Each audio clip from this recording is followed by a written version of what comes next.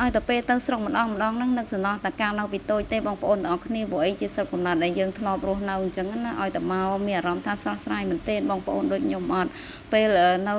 ស្រុកគឺអត់ចង់មកផ្ទះវិញទេដោយសារតែនៅស្រុកមានអារម្មណ៍ថាស្រស់ស្រាយសប្បាយហើយណាមួយនឹកកាលពីក្មេងៗខ្ញុំនៅទូចឲ្យតែពេលខែភ្លៀងម្ដងហ្នឹងចូលចិត្តរត់ទៅនាំគ្នាទៅចាំរើសស្វាយទុំហើយរើសដូងទុំអីអញ្ចឹងទៅបងប្អូនអរគ្នាហើយឆ្នាំនេះនៅស្រុកភូមិខ្ញុំហ្នឹងគឺខាងរដ្ឋគាត់ធ្វើផ្លូវបេតុងឲ្យតាំងពីកន្លះឆ្នាំ2025មកបងប្អូនអរគ្នាប៉ុន្តែគេនៅចាក់ប្រហាប់រហូតដល់តែឲ្យវាណែនហាប់ល្អហើយបានគេចាក់បេតុងឲ្យនេះចូលមកចិត្តមួយឆ្នាំឥឡូវហើយបងប្អូនអរគ្នាតែគេអត់តន់ចាក់បេតុងទេដោយសារតែគេទុកឲ្យវាហាប់ដីសិនអញ្ចឹងទៅបានគេចាក់បេតុងតាមខ្ញុំធ្វើដំណើរពីប៉ោយប៉ែតមកដល់ភូមិខ្ញុំនៅខាងបលាំងមានជ័យខ្នាច់រមាសហ្នឹងជិះប្រហែលជា2ម៉ោងដែរបងប្អូនបើសិនជាយើងជិះយឺតតែបើយើងជិះលឿនតាមម៉ោងកន្លះអីទេដល់ហើយមកដល់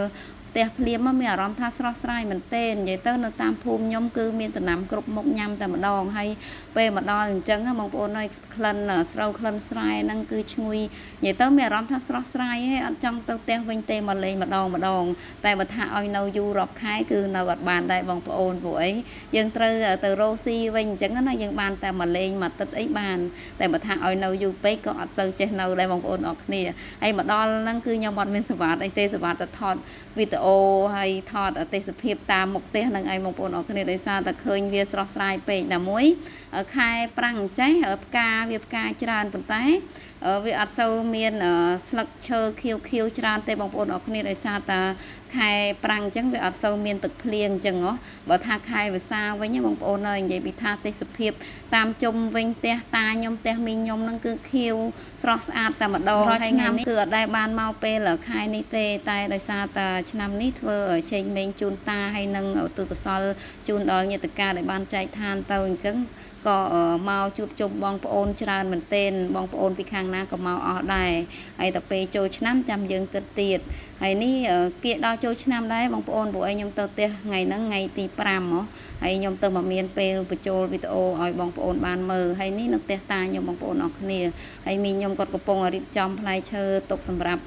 សែនឆេងមេងអញ្ចឹងណាបងប្អូនចាហើយបន្ទាប់ពីយើងរៀបចំរួចអស់ហើយអានេះកន្លែងយើងរៀបចំទទួលលោកដើម្បីគាត់ឧទ្ទិសកុសលសូត្រទៅដល់ញាតិកាដែលបានចែកឋានទៅហើយនៅផ្ទះតាខ្ញុំគឺនៅជាប់ផ្លូវដែលគេធ្វើបេតុងចាក់កស៊ូនឹងឯងបងប្អូនអរគ្នានិយាយទៅគេបរិចថ្នល់ធំមែនទែនបងប្អូនប្រហែលជាខ្ទង់10ម៉ែត្រអីដឹងណាមួយ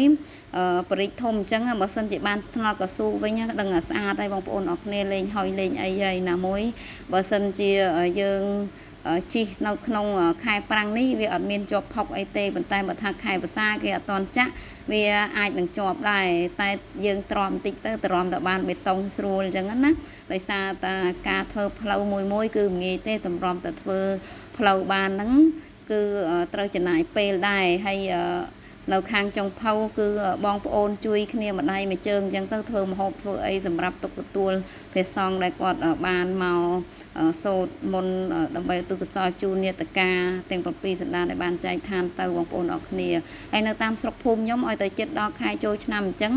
គឺចាស់គាត់តែងតែនិមន្តព្រះសង្ឃមកសូត្រធម៌ឬក៏ឧទ្ទិសកុសលជូនញាតិកាដែលបានចែកឋានទៅអញ្ចឹងឯងហើយនេះបងប្អូនពួកខ្ញុំគឺមកជុំគ្នាអស់ហើយសម្រាប់ការសែនឆេងមេងឆ្នាំនេះ